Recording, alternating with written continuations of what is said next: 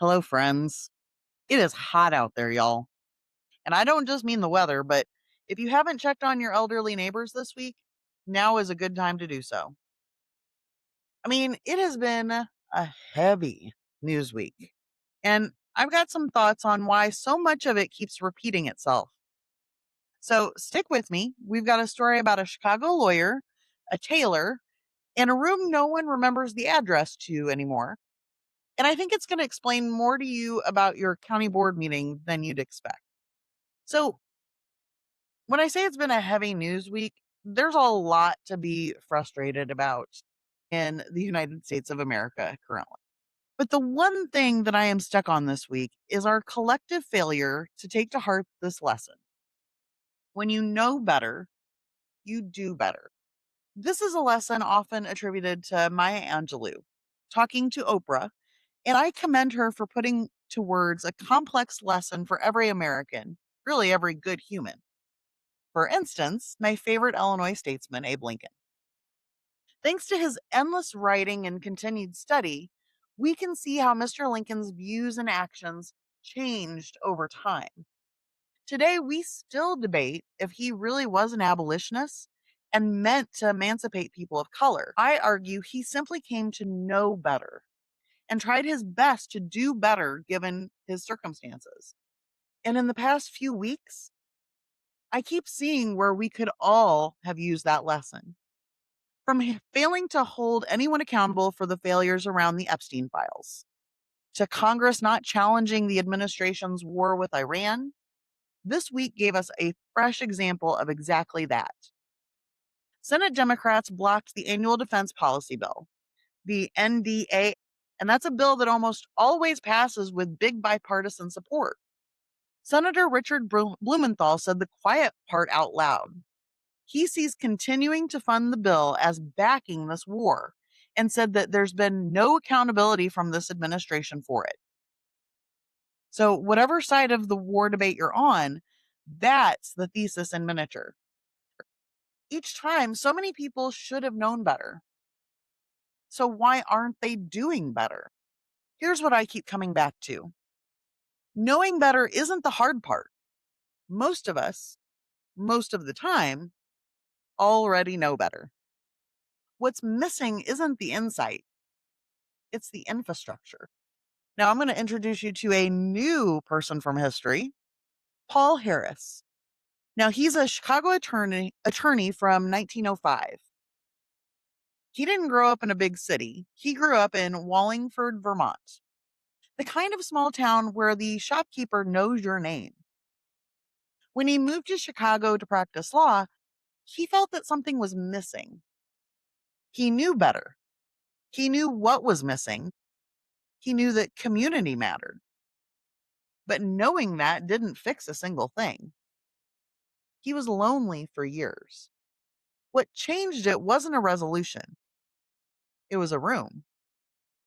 Room 711, the Unity Building, on February 23rd, 1905.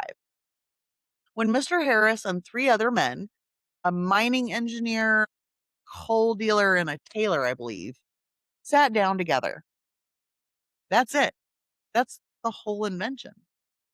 Not a better Paul Harris, but a structure that made doing better possible and repeatable for the next man and the next until it was a Rotary club on every continent. If you can't tell, I just rejoined my local Rotary group. And I think that that's the piece missing from every one of my examples above.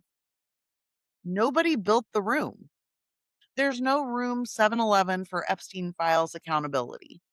No standing structure that makes do better happen automatically once no better arrives. Congress investigated MK Ultra 50 years ago and promised the same thing it's promising this year. And in between, nothing changed because promising isn't a structure. It's just knowing again out loud. So if you're waiting to feel bad enough or informed enough to finally do better, stop waiting on yourself. Look for the room instead, or build one yourself. All right. Now let's take a lap around the 6 counties: Macon, Piatt, DeWitt, Logan, McLean, and Christian. Here's what happened in the last couple of weeks that you should actually know about. Here in Macon County, Decatur police are still investigating a shooting that killed a 16-year-old. That case remains open, and we'll bring you updates as they come or as appropriate. On a much more hopeful note, if you live in Macon County, there's a pretty good chance that Michael Frericks, our state treasurer, has some of your money.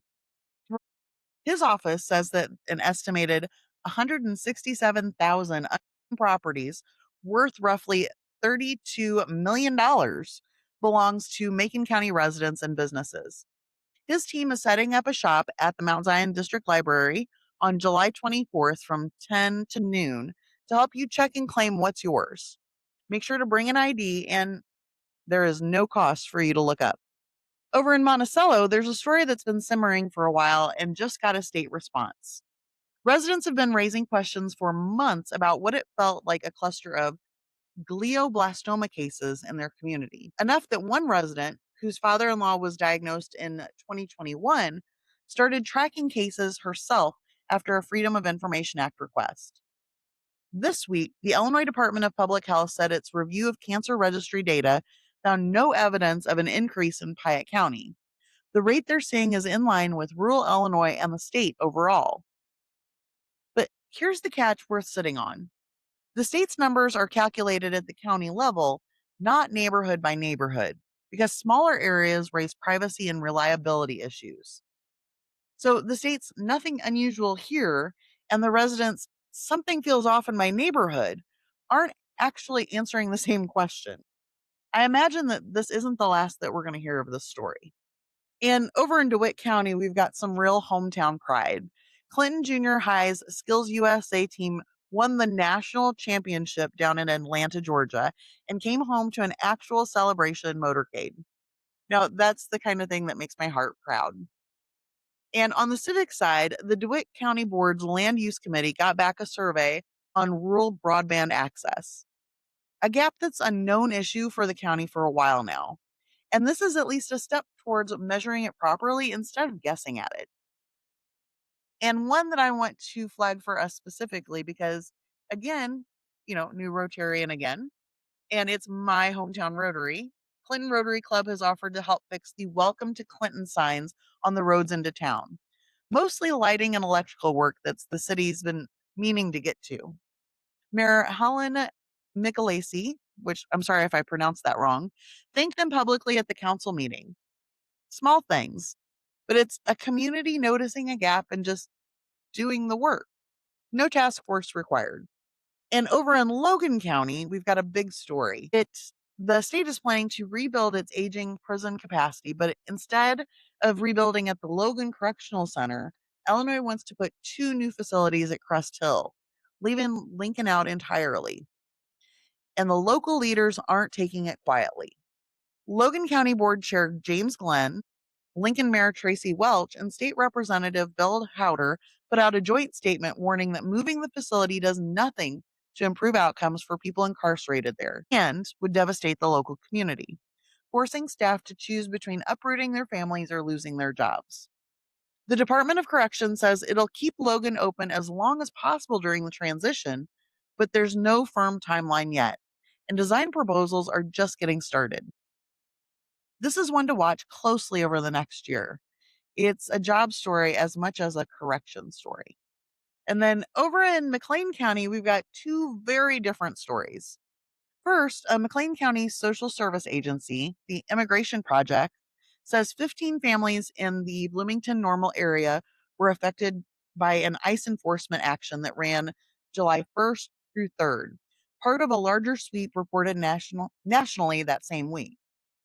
The agency is providing legal and social service support to the families affected and says it's an incredibly distressing time for the people involved. We'll keep you posted as more local reporting comes out on this. And again, on a much lighter note, Bloomington Normal and McLean County jointly put in the area's first ever drone show July 2nd, kicking off the America 250 celebration. 3 levels of local government and a stack of local business sponsors all pitching in for this one show. A genuinely nice example of everyone rowing in the same direction. And in Christian County, it's a lighter week on the news over there. The Ag Fair runs July 1st through the 25th in Taylorville. And that includes livestock shows, a demolition derby, and a senior citizens luncheon, which honestly might be my favorite part of that list. And here's the one that fits today's theme better than I could have planned. The Lincoln Prairie Trail is getting improvements and extensions in the coming weeks and months. Another example of the slow, unglamorous work of a community actually building the room, or in this case, the trail, instead of just agreeing it should exist. And that's going to do us for our 6 county lap this week. As always, if something's happening in your corner of central Illinois that you think folks should hear about, you know where to find me. Hope you have guys have a wonderful weekend and stay cool.